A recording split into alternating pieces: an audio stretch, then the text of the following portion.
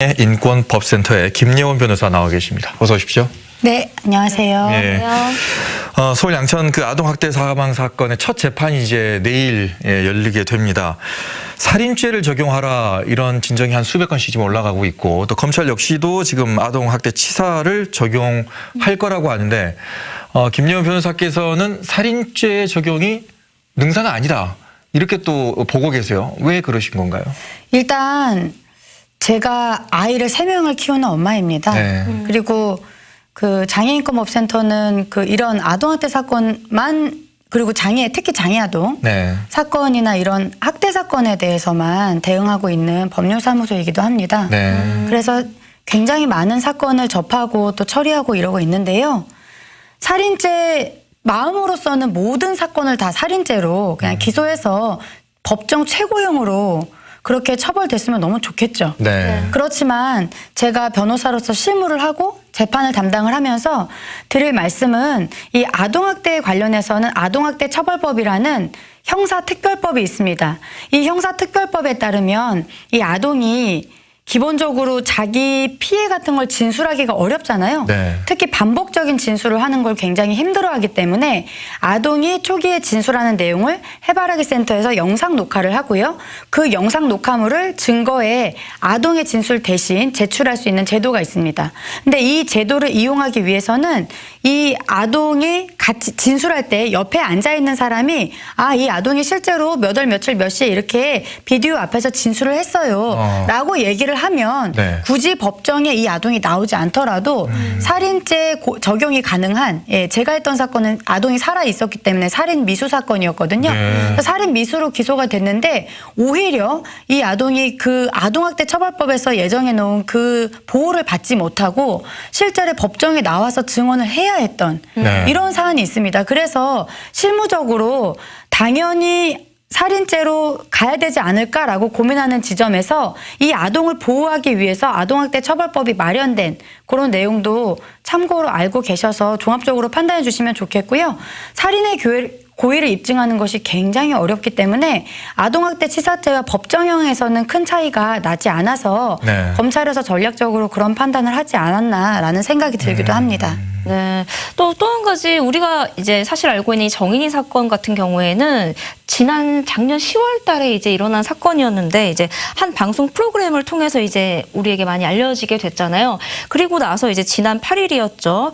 일주일도 안 돼서 이 국회에서 아동 학대 관련 개정 법안이 통과가 됐습니다. 이제 네. 일주일도 채 안 된 시간 동안 이제 통과가 갑작스럽게 된 상황 같은데 이 부분에 대한 우려도 있다고 들으셨습니다. 네, 제가 이 부분에 대해서 강하게 좀 SNS를 통해서 반박을 했고 그래서 그 부분이 많이 반영이 돼서 본회의에 통과된 내용에서는 독소조항이 빠졌는데요. 네. 대표적인 독소조항으로 꼽을 수 있는 것이 무작정 묻지도 따지지도 않고 형량을 강화하는 내용이었어요. 네. 그런데 이 형량 강화의 내용이 상향선은 이미 무기징역까지 나와 있기 때문에 하한선을 올리는 네. 2배 올리는 방식으로 이렇게 이루어졌는데 전형적으로 여론 잠재우기식 그냥 그 손쉬운 입법의 네. 일종이라고 볼 수 있고요. 하한선을 올리게 되면 어떤 문제가 발생하게 됩니까? 실제로 어떤 문제가 있냐면 입증을 하기에 피해자가 그러니까 판사나 검사가 이제 기소를 하고 또 재판을 하잖아요. 네. 그런데 기소를 하는 입장이나 또 판결문을 써야 되는 입장에서는 법정형 하한선이 높은 사건으로 기소된 사건을 판단할 때는 실무적으로 굉장히 높은 수준의 증거를 요구합니다. 네.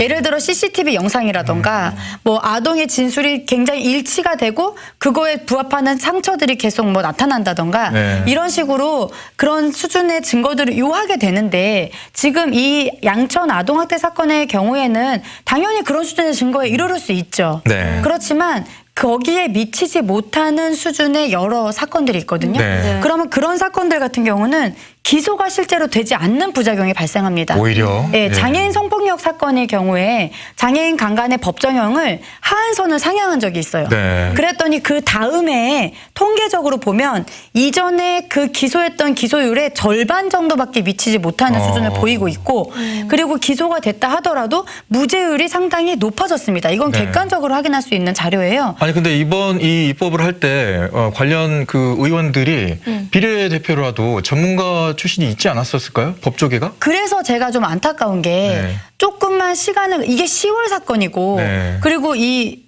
어떤 프로그램에 방영이 되고 뭐 며칠 만에 이렇게 진행이 됐지 않습니까? 네. 그럼 그 사이엔 뭐 했냐는 거죠.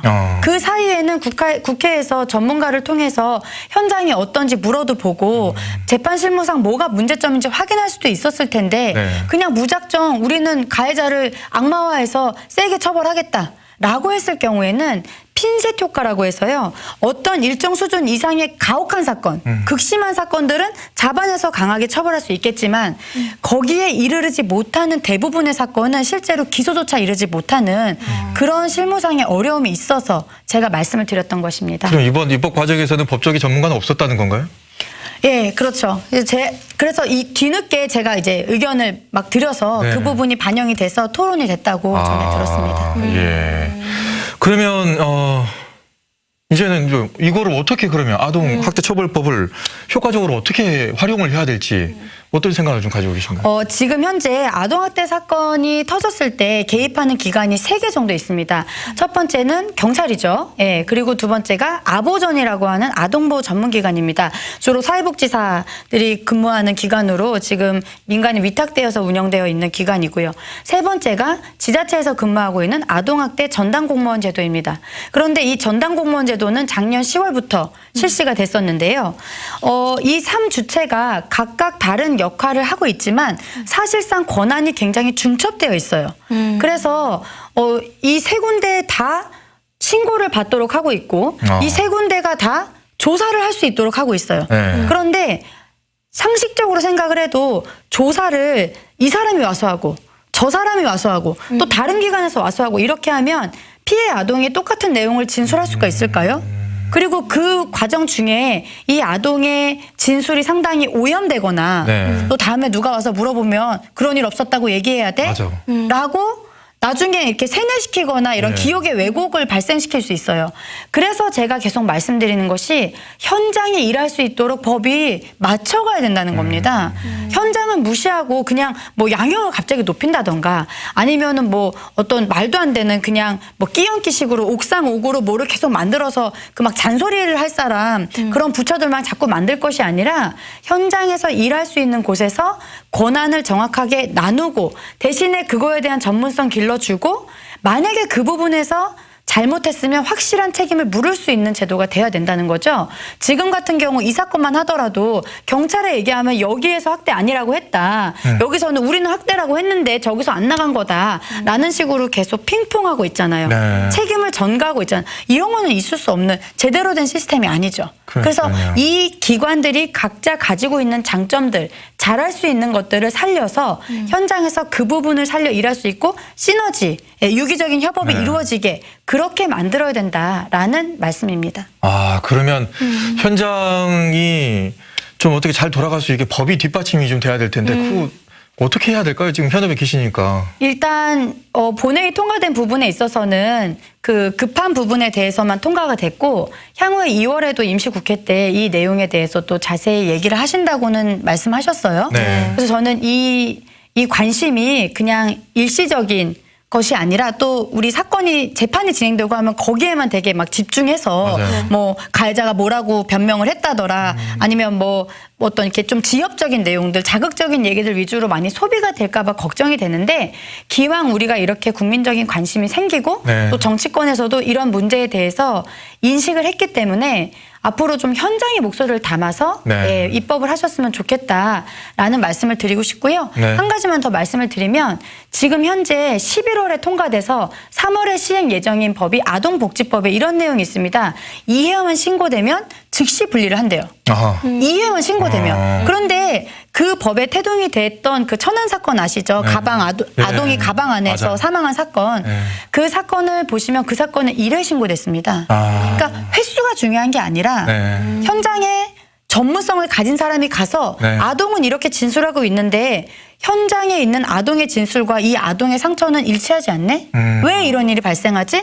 이런 것들에 대해서 면밀히 볼 수 있는 전문성을 갖춘 사람이 이래라도 심각하면 즉시 분리를 하셔야죠. 네. 그리고 꼭 이회를 채울 필요가 없이. 네. 그런데 기계적으로 즉시 분리를 했을 때 발생하는 여러 부작용들이 있어요. 네. 예를 들어 쉼터가 굉장히 부족하고요. 우리나라에 갑자기 그렇게 부족한 지금도 꽉 차 있는데 이회 신고하면 바로 즉시 분리를 한다고 하면 그 네. 쉼터는 당연히 모자랄 수밖에 없겠죠. 네. 그렇게 해서 적시에 분리되지 못한 아동이 사망할 경우에는 누가 네. 어떻게 책임을 지겠습니까? 그래서 이런 부분에 대해서도 포괄적으로 검토돼야 된다라는 말씀을 드리고 싶습니다. 미국에서 그런 사건이 있었잖아요. 그 한국인 부부가 마트에 장 보러 간다고 30분인가 차에다가 아기를 놔뒀다가 경찰이 체포해 갔어요. 근데 정인이 사건 같은 경우에는 3시간 동안 차에 있었고 부모는 방치했거든요. 이런 거 같은 경우에는 현장에 나간 사람이 판단을 해서 즉시 아이를 보호를 해야 될 것 같은데 말씀하셨듯이 횟수가 중요한 게 아닌 것 같습니다. 네, 아동이 먼저가 돼야 될 것 같아요. 예, 오늘 말씀 고맙습니다. 네. 고맙습니다. 감사합니다.